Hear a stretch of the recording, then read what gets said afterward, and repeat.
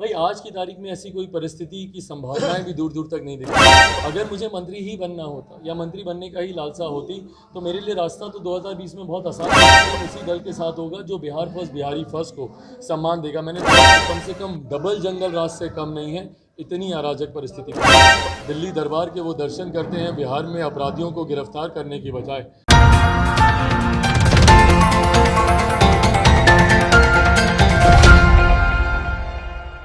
Vande Mataram network 10 Bihar देख रहे हैं आप। मैं हूं आपके साथ काजल ठाकुर। नालंदा में 3 दिवसीय प्रशिक्षण शिविर का आयोजन चिराग पासवान ने किया।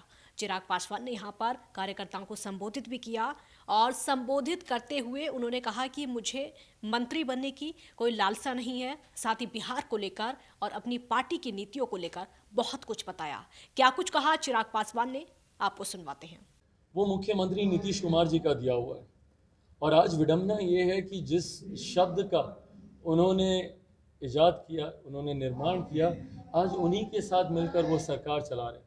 2005 में अपने आप को जंगल राज का विकल्प कहकर ही मुख्यमंत्री नीतीश कुमार जी सत्ता में आए थे और आज उन्हीं के साथ मिलकर वो सरकार चला रहे हैं। बहरहाल जंगल राज वापस आया कि नहीं आया, पर मौजूदा जो परिस्थिति है वो कम से कम डबल जंगल राज से कम नहीं है। इतनी अराजक परिस्थिति बिहार में। बिल्कुल, वो वरिष्ठ नेता हैं, आदरणीय लालू जी का मैं बहुत सम्मान करता हूं। वो ज़रूर अपनी तरफ से प्रयास कर रहे होंगे। ये प्रयास मेरे मुख्यमंत्री भी कर रहे हैं। दिल्ली दरबार के वो दर्शन करते हैं बिहार में अपराधियों को गिरफ्तार करने की बजाय, जाकर वो कोशिश करते हैं कि वो प्रधानमंत्री पद के वो दावेदार बन जाएं। पर विपक्षी एकता हम सब का जो अनुभव रहा है, मैं अपना ही जिक्र नहीं कर रहा, आप सब लंबे समय से राजनीति को करीब से आप देखते आए हैं। हम सब का जो अनुभव रहा है, विपक्षी एकता एक भ्रम मात्र बन के रह गया।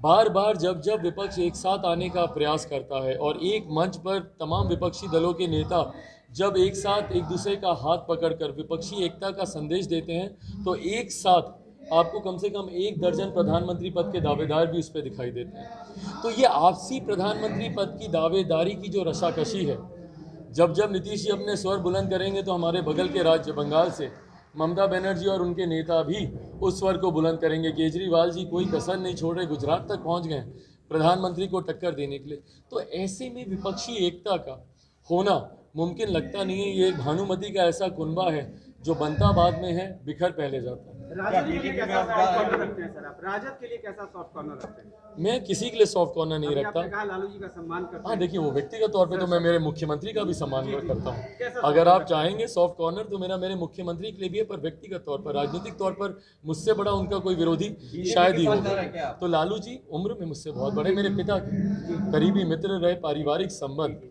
हम लोग के उनके परिवार के साथ रहे। इस नाते मेरा उनके प्रति, उनके परिवार के प्रति हमेशा से पहले से 10 लाख। हाँ, एक गोल पर साथ आए हैं आप कौन बीजेपी के साथ? भाई आज की तारीख में ऐसी कोई परिस्थिति की संभावनाएं भी दूर दूर तक नहीं दिख रही। आप सब लोगों के माध्यम से मैं कई बार ये खबरें सुनता हूँ कि भाई मंत्री बनने की बात, ये बनने की बात, वो बनने की बात। मैं आप लोग की ईमानदारी से बताता हूँ और शायद आप लोग मुझसे सहमत होंगे, नहीं होंगे तो मुझे टोकिएगा बीच में। अगर मुझे मंत्री ही बनना होता या मंत्री बनने का ही लालसा होती तो मेरे लिए रास्ता तो 2020 में बहुत आसान था ना। अगर मैं मुख्यमंत्री जी के सामने नतमस्तक हो जाता, 15 सीटें वो मुझे दे रहे थे, अगर मैं उस पर मान जाता, 12-13 मेरे विधायक जीतते, 2-3 मंत्री बिहार में होते, केंद्र में मैं खुद मंत्री होता। ये संघर्ष का रास्ता मैंने खुद चुना है। क्यों? अपने बिहार फर्स्ट बिहारी फर्स्ट के लिए। आज की तारीख में भी मैं स्पष्ट हूँ इस बात को लेकर कि मेरा गठबंधन उसी दल के साथ होगा जो बिहार फर्स्ट बिहारी फर्स्ट को सम्मान देगा। मैंने 2020 में ही मैंने कहा था कि एक गवर्नमेंट एजेंडे में बिहार फर्स्ट बिहारी फर्स्ट को जोड़ा जाए, साझा न्यूनतम कार्यक्रम में जोड़ा जाए। उस वक्त मुख्यमंत्री जी ने जोड़ने से मना कर दिया।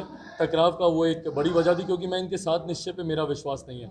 मैं नहीं मानता कि सात निश्चय से बिहार का विकास हो सकता है, और बल्कि बिहार के इतिहास की सबसे बड़ी भ्रष्टाचार की योजना जब आने वाले भविष्य में कभी जब इसकी जांच होगी तो आप देखिएगा बिहार के इतिहास की सबसे बड़ी भ्रष्टाचार की योजनाओं में से एक सात निश्चय होगा। तो इसीलिए मैं अभी किसी गठबंधन में किसी दल के साथ नहीं जा रहा। ऐसी तमाम बिहार की बड़ी खबरें जानने के लिए हमारे चैनल को सब्सक्राइब कीजिए, खबरों को लाइक कीजिए और शेयर कीजिए। जय हिंद।